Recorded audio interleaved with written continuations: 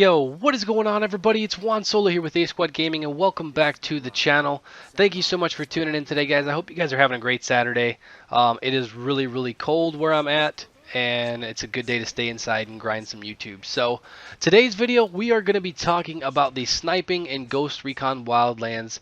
What's good about it, what's not good about it, what needs to happen in the near future, even if so, if we can get adjustments before the launch.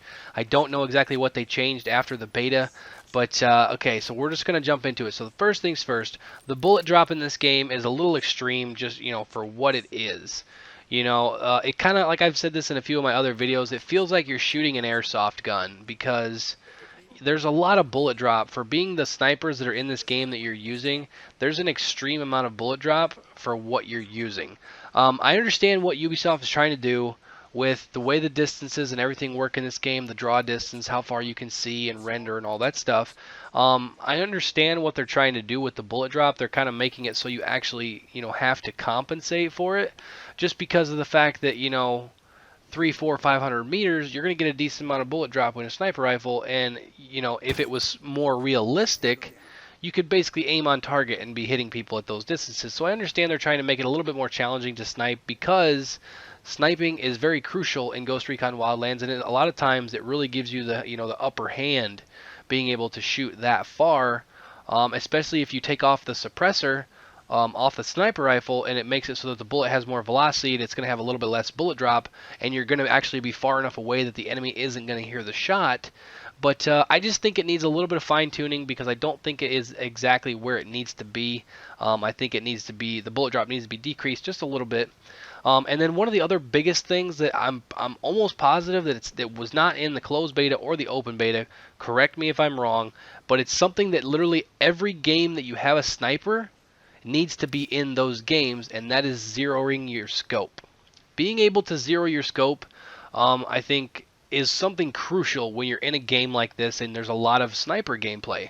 I understand that when you mark an enemy, it basically gives you the exact distance of that enemy, but I think if they tiered it off, so for instance, you can zero your scope to 100 meters, you can zero your scope to 250 meters, and then you can zero it to say 500 meters, and that's it.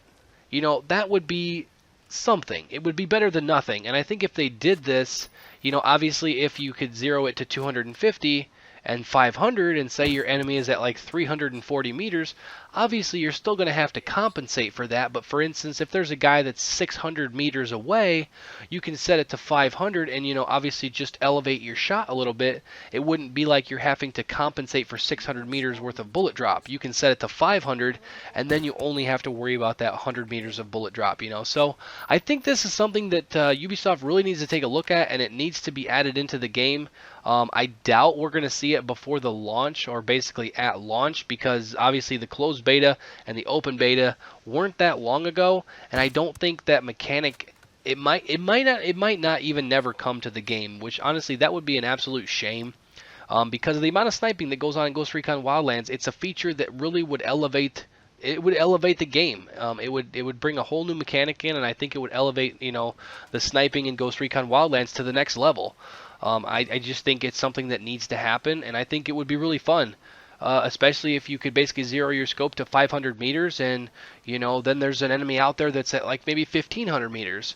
There's 500 meters less bullet drop that you have to accommodate for if we were able to zero the scope. So, I just think it's something that needs to come to the game. Let me know down in the comments, guys. Let me know how you guys feel about the sniping in this game. If you think the bullet drop needs to be slightly adjusted, if you guys think we should be able to zero the scope, maybe if they wanted to bring in a whole new mechanic and even institute windage, which honestly, that's crazy to think that. I really don't think they should get that realistic. There's plenty of other actual sniper games that take that into account, so I don't think this game really needs to do that. But that is pretty much all for the video, guys. Let me know, like I said, down in the comments how you guys feel about the sniping in Ghost Recon Wildlands. If you think it needs to be tweaked, if you think it needs to be left alone, I'm very curious to see what you guys have to say. But also, if you guys would drop a like on the video, guys, I would really appreciate it. And it would be awesome.